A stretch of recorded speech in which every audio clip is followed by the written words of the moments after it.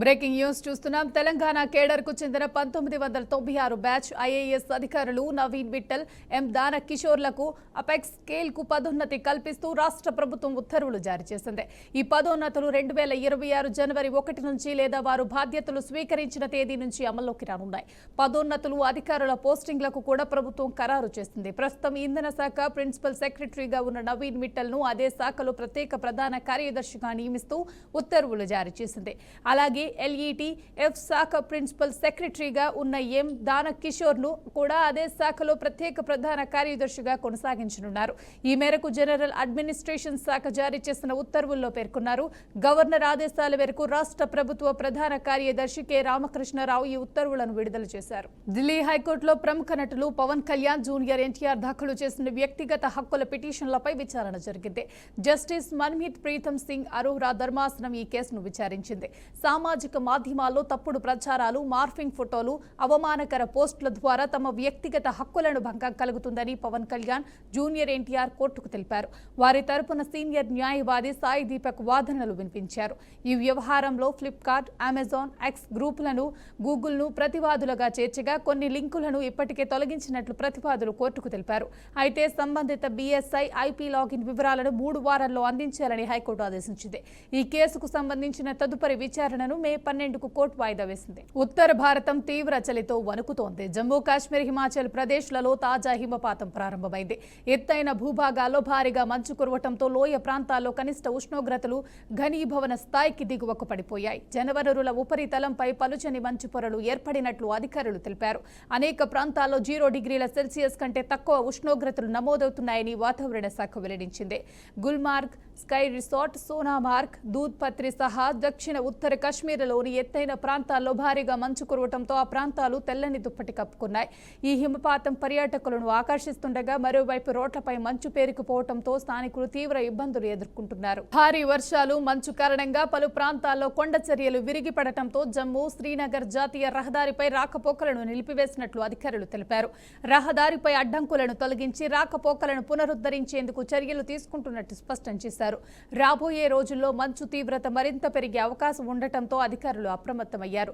శీతాకాల పరిస్థితులపై సిద్ధతను సమీక్షిస్తూ ముఖ్యమంత్రి ఒమర్ అబ్దుల్లా శనివారం ఉన్నత స్థాయి సమావేశం నిర్వహించారు. భారీ హిమపాతాన్ని ఎదుర్కొనేందుకు రోడ్ క్లియరెన్స్, నిరంతర విద్యుత్ సరఫరా, తాగునీటి లభ్యత వంటి అంశాలపై ప్రత్యేక దృష్టి సారించినట్లు ఒమర్ అబ్దుల్లా తెలిపారు. ప్రజాస్వామ్యం బలహీనపడితే రౌడీజం రాజ్యమేలుతుందని AP deputy CM Pawan Kalyan అన్నారు. వైసీపీ దాడులకు జనసేన భయపడదన్నారు. వైసీపీ ఒక రౌడీ సమూహంలా అనిపిస్తుందని పవన్ అభిప్రాయం వ్యక్తం చేశారు. జగన్, వైసీపీ నేతలపై తనకు వ్యక్తిగత వైర్యం లేదని ఆయన తెలిపారు. విధానపరమైన కోపం, విమర్శలు మాత్రమే ఉన్నాయన్నారు. అనవసరమైతే చొక్కా మడత పెడతామని చెప్పారు. తప్పుడు అనుకుంటే గొడవకు దిగుతామని, దాడులకు దిగుతామని వైసీపీ శ్రేణులు, కార్యకర్తలకు పవన్ కళ్యాణ్ వార్నింగ్ ఇచ్చారు. మాజీ ముఖ్యమంత్రి గారి సతీమణిని ఇష్టారాజ్యంగా తిడితే మనం ఏమి చేయలేని నిస్సహాయ స్థితిలో ఉన్నామంటే భయం వేస్తుంది నాకు. అంటే ఎలయన్స్ తాలూకు ఎందుకు పెట్టామంటే రేపొద్దున ఎదురింటి జరుగుతుంది మన సంబంధం లేదు, పక్కింటి జరుగుతుంది మన సంబంధం, రేపొద్దున ఇంట్లో వచ్చి కూర్చుంటుంది, అప్పుడు ఎవడు రాడు. అంటే కొన్నిసార్లు ఎందుకు నేను 10 సంవత్సరాలు 15 సంవత్సరాలు మాట్లాడుతుంటానంటే అదేదో మనం తగ్గాలనో ఇంకొకరు పెంచాలనో అని కాదు. అసలు ముందు ప్రజాస్వామ్య వ్యవస్థని బలోపేతం చేసిన తర్వాత, ఒక లెవెల్ గేమ్ వచ్చిన తర్వాత అప్పుడు వేరే ఆలోచన. Till then I want the strength in alliance. ప్రజాస్వామ్యాన్ని బలహీనపరిచే పరిస్థితుల్లో అందరం మనం కొట్టుకుంటా ఉంటే ఏం జరుగుద్దంటే అరాచకమే రాజ్యం వెళ్తుంది. నాకు చాలా చాలా భయం అది.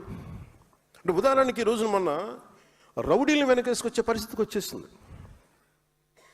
నాకు ఎప్పుడు కూడా గత పార్టీని తగ్గించడం కూడా ఇష్టం లేదు.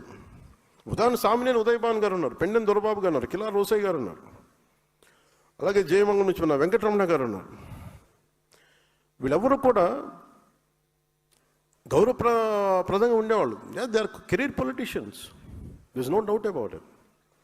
కానీ వాళ్ళకి గీతలు తెలుసు. వాళ్ళకి అలాంటి వ్యక్తులు వాళ్ళ దాటికి ఇమ్మడలేకపోయారు, ఇబ్బంది పడ్డారు. మీ వల్ల ఇలా జరుగుతుందని నేను రాగానే చెప్పాను. మనం గెలిచిన వెంటనే నేను అదే మన మంగళగిరి ఆఫీసులో, జనసేన ఆఫీసులో కూర్చొని రెచ్చిపోండి. ఈరోజు నేను ఎప్పుడు చెప్పలేదు. ఓటర్ల జాబితా ప్రత్యేక సవరణపై బెంగాల్ ముఖ్యమంత్రి మమతా బెనర్జీ మరోసారి ఆగ్రహం వ్యక్తం చేశారు. ఓట్ల జాబితా సవరణ నేపథ్యంలో కోల్కతాలో బీఎల్ఓ అధికారులతో బెంగాల్ సీఎం సమావేశమయ్యారు. ఎస్ఐఆర్ ప్రక్రియపై ఆమె మండిపడ్డారు. ఓటర్ల జాబితా సవరణ పేరుతో బీజేపీ భారీ కుట్రకు తెరలేపిందని ఆరోపణలు చేశారు. ఎస్ఐఆర్ పేరుతో బీఎల్ఓలను వేధింపులకు గురి చేశారని ఆరోపించారు. ఒత్తిడి తట్టుకోలేక చాలా మంది బీఎల్ఓలు ఆత్మహత్యకు పాల్పడ్డారని అన్నారు. బీజేపీ ప్రజాస్వామ్యాన్ని కూనీ చేసిందని మండిపడ్డారు. చాలా మంది ఆదివాసీ ఓట్లను చొరబాటుదారుల పేరుతో తొలగించారని ఆరోపించారు. లక్షలాది మంది ఓట్లను అన్యాయంగా తొలగించారని ఆగ్రహం వ్యక్తం చేశారు. దాదాపు 1.5 కోటి ఓట్లను తొలగించడానికి బీజేపీ కుట్ర చేసిందని ఆరోపించారు. বিজেপির খোকা বাবুদের আবদার হাত ঘোরালে নাড়ু পাবো, নাড়ু নিয়ে ভোটে জিতবো, নির্বাচন কমিশনকে কাজে লাগাবো। কলকাতা জেলা আগে অন্যরকম ছিল, আপনারা জানেন 100টা ওয়ার্ড ছিল, এখন 144টা। কেন? 2009 ডিলিমিটেশন হয়েছিল। ইলেকশন কমিশন একবারও কি ভেবেছেন? తనపై నమ్మకంతో సీఎం చంద్రబాబు, లోకేష్ జిల్లా పార్టీ పగ్గాలను అప్పజెప్పినందుకు కృతజ్ఞతలు తెలియజేస్తున్నారన్నారు టీడీపీ అధ్యక్షులు కిమిడి నాగార్జున అన్నారు. విజయనగరం జిల్లాలో ఏర్పాటు చేసిన సమావేశంలో ఆయన మాట్లాడారు. టీడీపీ మూల స్తంభాలుగా ఉన్న పెద్దలను కలుపుకుని పార్టీని నడిపిస్తామని కమిటీ నాగార్జున తెలిపారు. ముఖ్యంగా నాకు అండగా ఉండి ముందుకు నడిపించిన పార్టీ కార్యకర్తలు, యువతకు ఎప్పటికీ రుణపడి ఉంటారని నాగార్జున పేర్కొన్నారు. 2019లో కానీ ఒక పోటీ చేసే అవకాశం, 2020లో జిల్లా పార్టీ అధ్యక్షుడిగా మొదటిసారి ఒక అవకాశం, మళ్ళీ ఈసారి కూడా ఈ అవకాశం వచ్చింది అంటే మొదటిగా చంద్రబాబు నాయుడు గారికి, లోకేష్ గారికి కూడా కృతజ్ఞతలు తెలియజేస్తూ ఉన్నాను. నేను వారి మనిషిని. నాకు 2024లో సీట్ రానప్పుడు కూడా ఒక యువకుడిగా నేను బాధపడిన సందర్భంలో కూడా ఇంకా ఏముంది, భవిష్యత్తు పోయిందా అని చెప్పి నన్ను నేను ప్రశ్నించుకున్నప్పుడు నాకు లోకేష్ గారు ఉన్నారు, నా అన్న కోసం నేను రాజకీయాల్లో ఉంటాను, నా అన్న కోసం ఈ ఎన్నికల్లో నేను చేయగలిగిన సహాయం నేను చేస్తాను అని చెప్పి ఆ రోజు భవిష్యత్తును ఆశించకుండా రావడం అనేది జరిగింది. అట్లాగే చంద్రబాబు నాయుడు గారి కోసం నేను ఒక్క విషయం చెప్తాను. సాధారణంగా పురాణాలు తీసుకున్నప్పుడు నన్ను చాలామంది అనే మాట ఏంటి అంటే, మీరు రాజకీయాల్లో అభిమన్యుడు అని చెప్పి అంటూ ఉంటారు. అది చాలాసార్లు కన్సిస్టెంట్గా చెప్పారు. చంద్రబాబు నాయుడు గారు, లోకేష్ బాబు గారు 3 తరాల నుంచి కూడా పార్టీ బ్రహ్మాండంగా క్రమశిక్షణతో నడిపించే పార్టీ తెలుగుదేశం పార్టీ.